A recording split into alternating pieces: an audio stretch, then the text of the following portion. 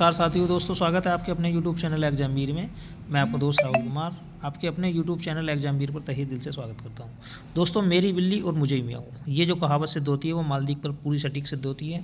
मालदीव ने दोस्तों आप अभी कुछ ही दिन पहले PM मोदी जी का जो लक्षद्वीप है दोस्तों, वहाँ पर एक तरीके से यात्रा हुई थी और उन्होंने मालदीव का बिना नाम लिए एक तरीके से मालदीव की पूरी इकोनॉमी को खतरे में डाल दिया है।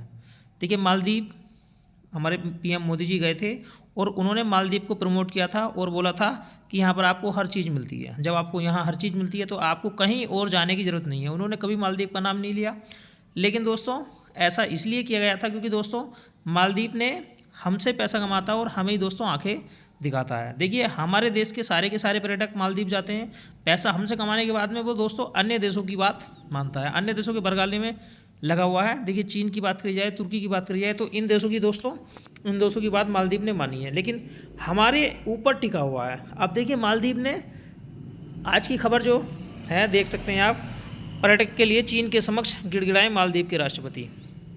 भाई, अगर हमारे देश के लोग वहाँ नहीं जाएंगे तो कहाँ के लोग आएंगे। अब देखिए, चीन के समक्ष जो मालदीव के राष्ट्रपति हैं वो गिड़गिड़ाए हैं कि आप आइए, हमारे देश में आइए और हमें जल्दी से जल्दी आप वित्तीय लाभ दीजिए। लेकिन दोस्तों, चीन जाने वाला नहीं है।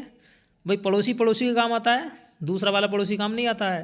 ठीक है, देखिए आप देख सकते हैं, चीन के 5 दिवसीय दौरे के दौरान दूसरे मंगलवार के दिन राष्ट्रपति हैं मोहम्मद मुइज्जू ने चीन से अपने देश में अधिक से अधिक पर्यटक भेजने की अपील की है। सबसे ज़्यादा जो पर्यटक अगर मालदीव में जाते हैं तो वो दोस्तों भारतीय हैं। और देखिए, मालदीव एक ऐसा देश है जो मुस्लिम देश है। यहाँ पर 96 से 97% मुस्लिम आबादी है। कितनी आबादी है दोस्तों? 96 से 97% मुस्लिम आबादी है। अब देखिए, मुस्लिम आबादी है तो ऐसा नहीं है कि वो लोग, भाई हिंदुस्तान के अंदर भी काफ़ी मुस्लिम रहते हैं। भाई, हम पड़ोसी हैं उनके, उन्हें हमें सपोर्ट करना चाहिए था, लेकिन दोस्तों उन्होंने हमारी भाषा ना बोलकर चीन जैसे राष्ट्र की भाषा बोली है। अब देखिए, घुटनों पर आ गया है मालदीव। हमारे मोदी जी ने उसका बाइकआउट किए बिना, उसका नाम लिए बिना उसकी पूरी की पूरी इकोनॉमी को तबाह कर दिया है। ठीक है भाई, एक कहावत है, जिसके घर कांच के हों उन्हें दूसरों के घर पर कभी भी पत्थर नहीं फेंकने चाहिए। भाई, अगर आपकी इकोनॉमी पूर्ण रूप से पर्यटक पर टिकी हुई है तो आपको कभी भी किसी भी देश से इस तरीके की भाषा यूज नहीं करनी है, क्योंकि अगर आपके देश में पर्यटक नहीं आएंगे तो आप कहाँ से कमाएंगे। इसलिए दोस्तों, लक्षद्वीप का जो मिनीकाय द्वीप है उस पर इंडिया हवाई अड्डा बनाने जा रहा है।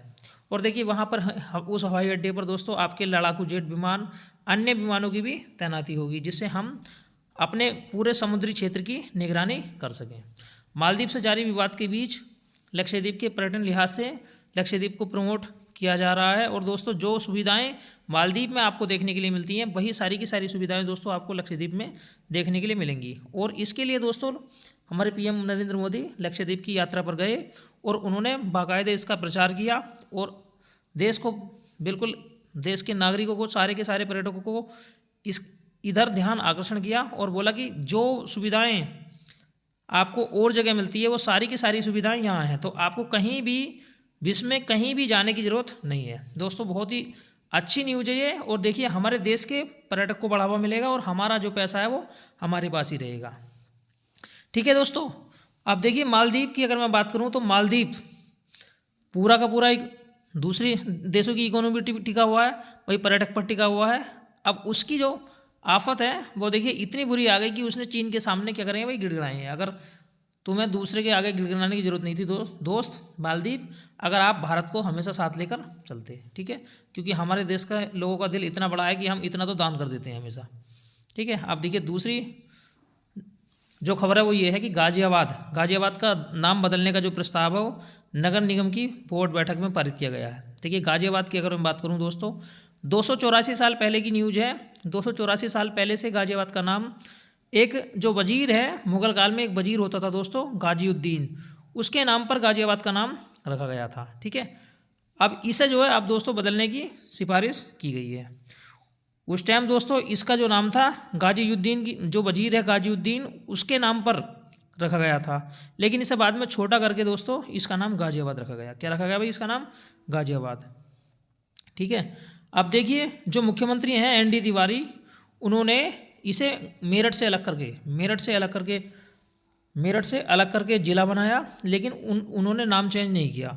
लेकिन जैसे ही योगी सरकार आती है दोस्तों, योगी सरकार के अंदर नाम बदलने की जो परंपरा है वो रही है, क्योंकि पहले मुगल काल में भी दोस्तों नाम बदले जाते थे। भाई मुगल काल में जो हिंदू शासन थे उनका नाम मुस्लिम शासन के नाम पर रखा जाता था। अब दोस्तों इनमें नाम नहीं है, नाम बदलने की परंपरा नहीं है। जो नाम पहले थे उन्हीं को एक तरीके से वरीयता दी जाती है। मतलब जो आपने नाम किसी और ने बदले हैं, उन नाम को दोबारा वापस उसी के तर्ज पर रखा जाता है। तो ये नाम बदलने की परंपरा नहीं है, ऐसा समझ लीजिए कि पुनः वापस नाम रखना। ठीक है। अब देखिए जैसे प्रयागराज, इलाहाबाद के नाम की मैं बात करूं दोस्तों, इलाहाबाद का नाम प्रयागराज किया गया है। और गाजियाबाद का जो नाम है वो अब देखिए, गाजियाबाद का जो नाम है दोस्तों वो अब हरनंदी नगर या गजनगर, हरनंदी नगर या गजनगर करने की सिफारिश की जा रही है, या तो हरनंदी या गरनगर। और ऐसा जो है पार्षद ने एक तरीके से इसका प्रस्ताव भी पारित कर दिया है। देखिए बहुत अच्छी चीज़ है। गाजियाबाद का नाम भी हो सकता है आपको बदला हुआ अब नज़र आ जाए, हरनंदी नगर या गजनगर। अब देखिए तीसरी जो खबर है इसे भी देख लेते हैं। तीसरी न्यूज क्या कौन सी है दोस्तों, देखिए राजधानी में मिला 200 वर्ग गज का सबसे छोटा गांव धानपुर धनी। अगर मैं सबसे छोटे गांव की बात करूं तो सबसे छोटा गांव है ये, जो कि दिल्ली के अंदर मिला है 200 वर्ग गज का। ओनली 200 वर्ग गज में, देखिए 200 वर्ग गज में घर होता है, लेकिन दोस्तों 200 वर्ग गज में आपको एक गांव मिला है, उसका नाम है खानपुर धनी। खानपुर धनी, दिल्ली का नाम तो आपने सुना है, दिल्ली हमारी राष्ट्रीय राजधानी है। और देखिए इसके अगर मैं उत्तर पूर्वी जिले, देखिए जो दिल्ली है उसकी राजधानी के उत्तर पूर्वी जिले में एक ऐसा गांव है जो केवल 200 वर्ग गज का है, और इसका नाम है खानपुर धनी। ठीक है। और यह गांव रिसेंटली में दिल्ली ग्रामोदय अभियान की तैयारी में राजस्व रिकॉर्ड खंगाले पर मिला है। और देखिए ये जो गांव मिला है ये ऐसा नहीं मिला है, एक तरीके से रिकॉर्ड खंगाला गया तब जाकर ये गांव मिला है। दिल्ली में इससे छोटा गांव नहीं है, दिल्ली की अगर मैं बात करूं तो इससे छोटा गांव और कोई नहीं है। ठीक है। और देखिए रिकॉर्ड के अनुसार खानपुर धनी गांव की जमीन यमुना विहार बस डिपो के सामने बसे पेट्रोल पंप के आसपास है। देखिए ये पेट्रोल पंप के आसपास है, ये ज़मीन एक तरीके से समझ लीजिए खो गया था गांव, लेकिन ये जब रिकॉर्ड सरकारी हमारे जो रिकॉर्ड हैं उन्हें खंगाला गया तब जाकर ये गांव देखने के लिए मिला है दोस्तों। तो जब भी आप दिल्ली जाएं तो अगर आपका मन हो तो आप यहाँ घूम सकते हैं। ठीक है। बाकी देखिए गांव की ज़मीन के सटीक लोकेशन पैमाइश के बाद ही पता लगी है, इसकी जब पैमाइश हुई है तब जाकर इसकी लोकेशन दोस्तों मिली है। हमेशा से इतना छोटा गाँव नहीं था। अगर मैं इस गाँव की बात करूँ तो ये हमेशा से छोटा नहीं था, अब से दिल्ली का सबसे बड़ा गांव माना जा रहा है। ठीक है। इसे दिल्ली का सबसे छोटा गांव माना जा रहा है, बड़ा नहीं छोटा। ठीक है।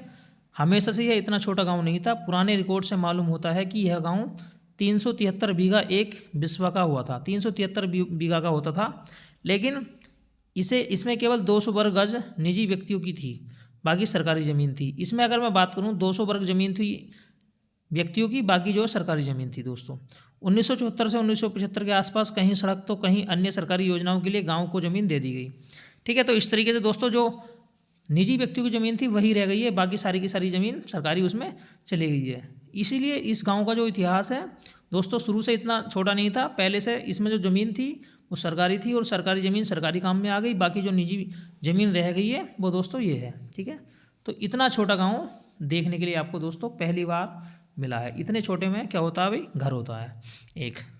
ठीक है। अब कुछ लोगों की सुन लेते हैं। देखिए वर्ष 1994 में मेरी माँ परजीत कौर गुलाटी को यह ज़मीन पेट्रोल पंप के लिए डीडीए से आवंटित हुई थी। हमने कभी आसपास धानपुर धनी गांव का नाम नहीं सुना, और लोगों ने बुलाया कि मैंने कभी इस गांव का नाम नहीं सुना है। देखिए सरकारी रिकॉर्ड खंगाले गए हैं तब जाकर ये गाँव आपको देखने के लिए मिला है।